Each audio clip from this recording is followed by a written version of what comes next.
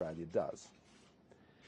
Together with the international community, we are banding together in strong terms to condemn these outrageous acts in the strongest possible terms. The footage that is emerging of missile strikes, air raid sirens and reports of hundreds of casualties, yet unconfirmed, are sadly not surprising given the events we have been witnessing for some time now and have been warning about. But even as these events continue to take place, we do call on the Russian government to withdraw and return Ukraine to a peaceful situation. We denounce what are unilateral hostile actions in Ukraine. Russia is flagrantly breaching international law and the UN Charter. Russia has chosen war. So we reiterate our staunch support, which I was able to convey to the Ukrainian Prime Minister last night, about their sovereignty and their territorial integrity. These acts are of great concern, I think, to Australians right across the country, but particularly the just over 40,000 Australians of Ukrainian descent.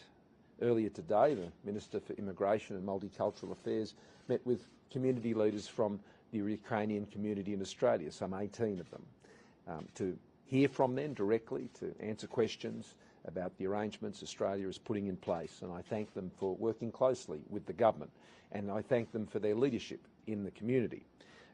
As I said this morning also, I want to send a particular message to Australians of Russian descent. I know that they will also be feeling terrible about these events.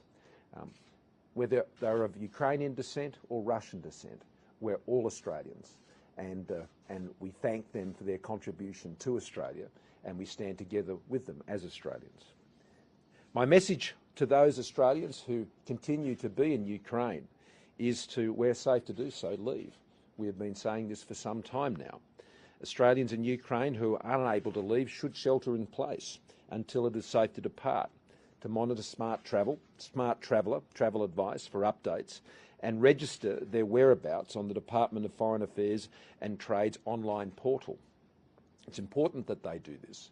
We believe there is up to around an estimated 1,400 Australians in Ukraine, but that is not the number that we currently have registered formally through those processes.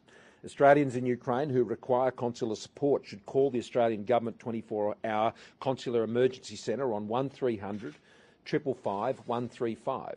That number again, 1300 555 135, or here in Australia on +61 2 6261 3305 if you're outside of Australia. We will seek to provide support to the extent that we can in these exceptionally difficult circumstances. And I want to thank our diplomatic staff who remain in the region to do just that. Before Russia took these deplorable steps, Australia had already imposed autonomous sanctions against Russia, targeting both individuals and entities for undermining Ukraine's sovereignty and territorial integrity. And today we have continued to go further, acting with our close partners, the United States, the United Kingdom, Japan, Canada, those in Europe and NATO, in condemning Russia's actions. Yesterday I announced sanctions and travel bans on 8 members of Russia's Security Council. They will come into effect at midnight this evening. This council bears responsibility for the current phase of the invasion, including President Putin's declaration regarding Donetsk and Luhansk. I've also announced financial sanctions, which mean Australian individuals and entities cannot do business with 5 Russian banks, and this was in addition to restrictions on Australians investing in the State Development Bank, VEB. We are now progressing the second phase of those financial sanctions. The Acting Minister of Foreign Affairs, Senator Birmingham, has completed the process of applying sanctions to an additional 25 persons. This includes army commanders, deputy defence ministers and Russian mercenaries who have been responsible for the unprovoked and unacceptable aggression, and 4 entities involved in the development and sale of military technology and weapons. We are now moving to place restrictions on Australians investing in a further 4 financial institutions. There will be further waves of sanctions as we identify those responsible for these egregious acts, including, as I discussed this afternoon with the Department of Foreign Affairs and Trade, moving on around over 300 members of the Russian Parliament. We must ensure there is a cost for this violent, unacceptable and egregious behaviour. There must be a cost. As I said today, we firmly believed that because of the actions of Russia over many months to prepare for this, that it was unlikely that they would change course. But there always must be a cost for such reprehensible violence and the way this is being done in Ukraine as we speak. The government is also engaging with our partners and businesses to make sure we are mitigating risks to critical supply chains, and we will continue to work closely with Australian business to manage those risks. In briefings received this afternoon, we have still no evidence of any state-sanctioned cyber attacks on Australian assets here, but I thank the corporate community for the preparations that they've been undertaking and working with the Australian Cyber Security Centre to prepare themselves. I want to assure you that Australia stands ready to support internationally coordinated action to respond to any price or supply shocks in energy markets. But right now, our thoughts are very much with those in Ukraine, those who are enduring a terrible invasion as the bombs fall and the shelling continues and the bullets are fired, as special forces from Russia are moving towards Kiev and tanks are rolling in all around their borders. This is a chilling reminder of the world that we live in, and where the threats and aggression of bullies and those who seek to intimidate others to seek their own advantage. This is a reality. It is a reality of this world, which means that like-minded countries, those who believe in a world that favours freedom, need to stand together and need to ensure we have the proper defences and security arrangements to keep our own people safe. And this is why Australia has always taken such a strong stand. Right now we are very concerned about all the people of Ukraine, and we pray for their safety, but we also know that they are suffering a terrible ordeal at the hands of a terrible aggressor. Happy to take some questions. Prime Minister, realistically, will these extra sanctions have any impact?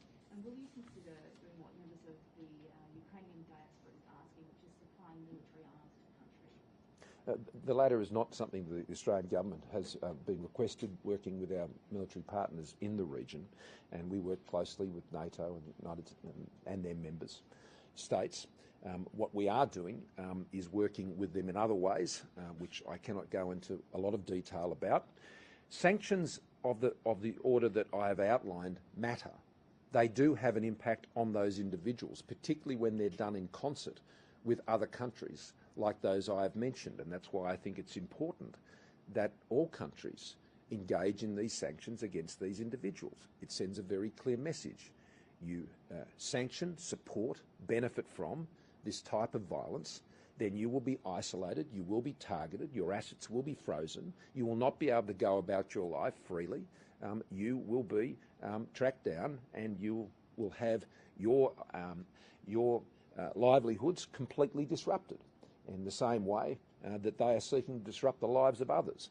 So I have a very strong view that the sanctions do matter, should be undertaken, and we will continue to press forward with them under the laws that our government put in place to enable us to do just this very thing.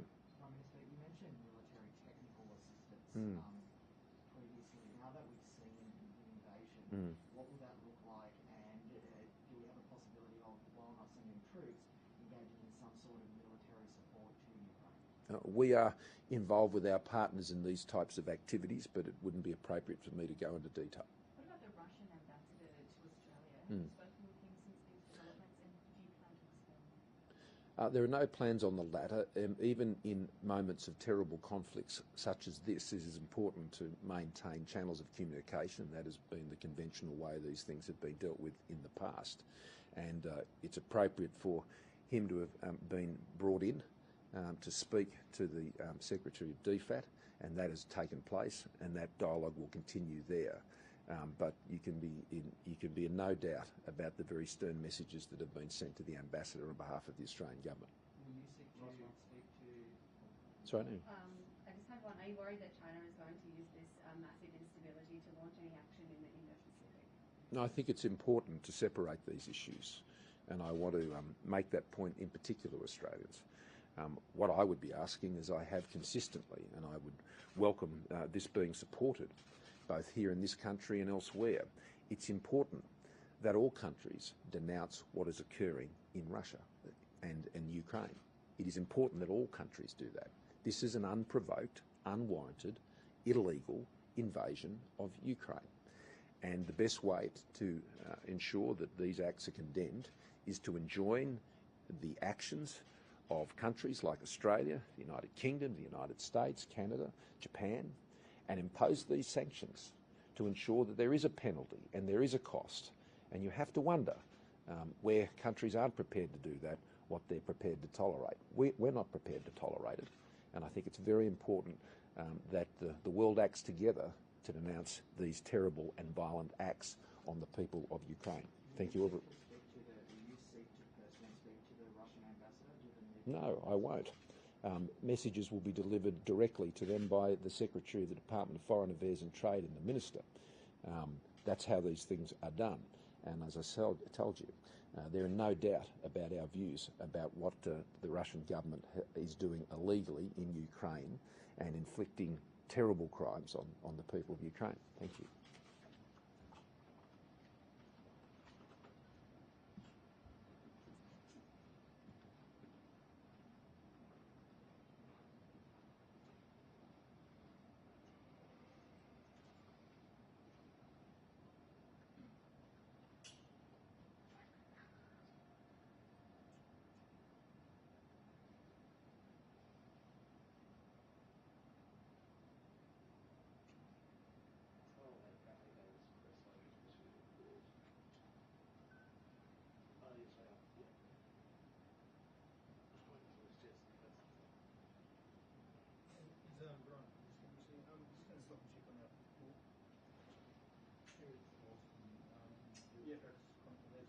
Prime Minister.